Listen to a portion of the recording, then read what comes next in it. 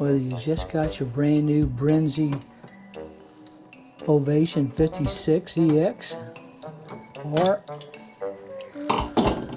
maybe you might just be replacing your tube from last year and you're starting a new hatching season, because they get pretty kinked up. Either way you go, this is how you set this up.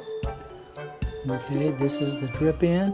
Put it in first, pointing down. There's a stop right here.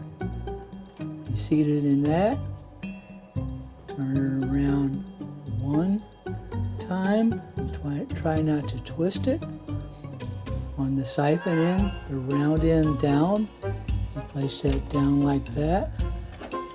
Put your lid back on there, your cover. Screw it down. Done.